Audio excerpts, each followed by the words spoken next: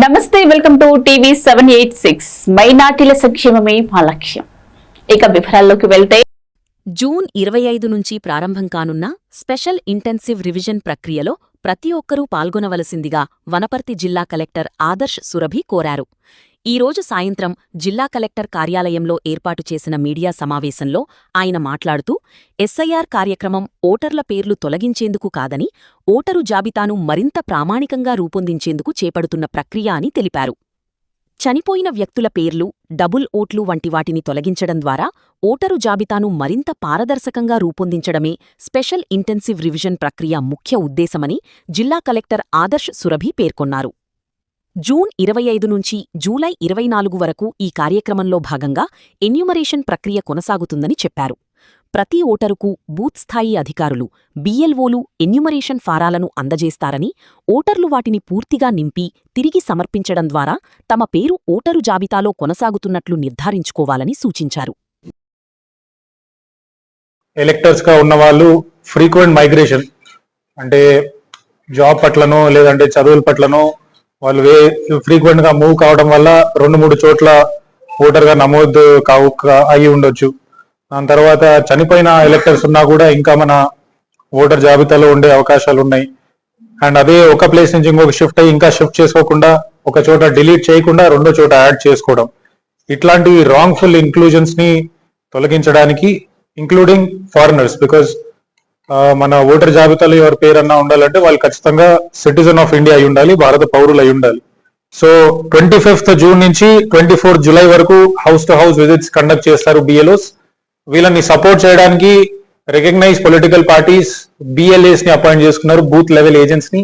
Each polling station కి 3-4 BLAs ఉంటారు. వాళ్ళు కూడా ఈ బిఎల్ఓస్ తో కోఆర్డినేట్ చేసుకుంటూ ఎవరన్నా మిస్ అయ్యారా, ఎవరికన్నా ఇంకా రాకుండా ఉన్నారా, అట్లాంటివి కూడా వాళ్ళు కోఆర్డినేట్ చేసుకుని ఎన్యూమరేషన్ ఫార్మ్స్ డిస్ట్రిబ్యూట్ చేస్తారు. ఏదైనా హౌస్ లాక్ ఉంటే ఖచ్చితంగా బిఎల్ఓ 3 times విజిట్ చేసి, ఓన్లీ 3 times విజిట్ చేసినప్పుడు కూడా వేరే వేరే సందర్భాల్లో వాళ్ళు ఇల్లు లాక్ ఉందని చెప్తేనే ఆ బ్లాంక్ ఫామ్ అనేది రిటర్న్ తీసుకొస్తారు తప్ప ఇదంతా ఎలక్టర్స్ కి హ్యాండ్ ఓవర్ చేయాలి. ఎవరన్నా కొత్త ఓటర్లు ఉన్నారు, ఉదాహరణకి 18 సంవత్సరాలు దాటిన వాళ్ళు కొత్త వాళ్ళు ఉండొచ్చు, ఆర్ వేరే నియోజకవర్గాల నుంచి ఇక్కడ ట్రాన్స్లేట్ అయ్యి వాళ్ళు ఫామ్ 8 అప్లై చేసుకోవచ్చు. ఇట్లాంటి సందర్భాల్లో మీరు ఫామ్ 6 కానీ ఫామ్ 8 కానీ అప్లై చేసుకోవాలి. దీనికి ఖచ్చితంగా ఒక డిక్లరేషన్ ఫామ్ అని దాంతోపాటు జతపరచవలసి ఉంటుంది.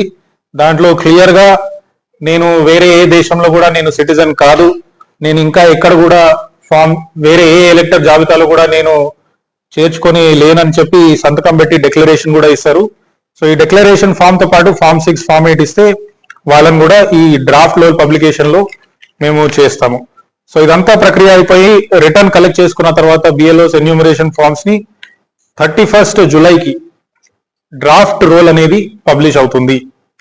సో ఈ డ్రాఫ్ట్ రోల్ పబ్లిష్ అయిన తర్వాత ఒక 31st జూలై నుంచి ఎవరైతే మ్యాప్ కాలేదు వారి కోసం ఈ డాక్యుమెంట్స్ ఇంపార్టెంట్ ఉంటాయి. నేను ఒకసారి జస్ట్ చదివి చెప్తాను. We will give you the list also. So first is any identity card, pension payment order, అంటే ఎంప్లాయీ ఉన్న ఏమన్నా ఐడెంటిటీ కార్డు ఉంటే, స్టేట్ గవర్నమెంట్ కానీ సెంట్రల్ గవర్నమెంట్ కానీ ఎంప్లాయీ ఉన్న ఐడెంటిటీ కార్డు ఉంటే that is the first identity card. Second వచ్చేసి certificate document issued in India by government. So government ఏమన్నా పోస్ట్ ఆఫీస్, బ్యాంక్ 1987 కంటే ముందు ఇచ్చిన డాక్యుమెంట్ ఉంటే ఆ సర్టిఫికేట్స్ కూడా తీసుకుంటాం. సో ఈ రెండు కొద్దిగా గవర్నమెంట్ ప్రక్రియలో ఉన్న వాళ్ళకి వర్తిస్తుంది. థర్డ్ వచ్చేసి birth certificate. So competent authority ద్వారా మున్సిపాలిటీ నుంచి కావచ్చు, రూరల్ లోకల్ బాడీ నుంచి కావచ్చు, ఆర్ ఆర్డీఓ గారు ఇచ్చిన బర్త్ సర్టిఫికేట్ ఉంటే that will also work.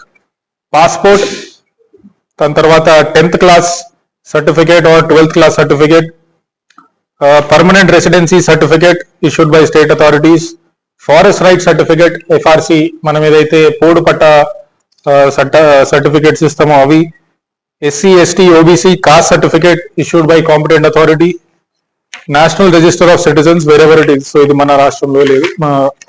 Then family register, any land house allotment certificate by the government. ఏదన్నా భూమి కానీ అసైన్మెంట్ పట్టా ఇచ్చినా ఆర్ ప్లాట్ అసైన్మెంట్ పట్టా ఇచ్చినా గవర్నమెంట్ ద్వారా అది కూడా ఒక డాక్యుమెంట్ లాగా మీరు ఇవ్వచ్చు. అండ్ లాస్ట్ లో ఆధార్ కూడా ఒక ఐడెంటిటీ పర్పస్ లో ప్రజలందరి దగ్గర ఉంటుంది కాబట్టి అది కూడా సుప్రీంకోర్టు ఆదేశాల తర్వాత ఇది కూడా యాడ్ చేయడం జరిగింది. సో ఇవన్నీ డాక్యుమెంట్స్ ప్రజలు కూడా వారి బిఎల్ఓస్ కి అందజేస్తే వాళ్ళ ఎన్యూమరేషన్ ఫార్మ్స్ కూడా యాక్సెప్ట్ చేయడం జరుగుతుంది ఎవరైతే మ్యాప్ కాలేరు. సెకండ్లీ, ఇదే ప్రక్రియలో మనం రేషనలైజేషన్ అని కూడా చేస్తాము.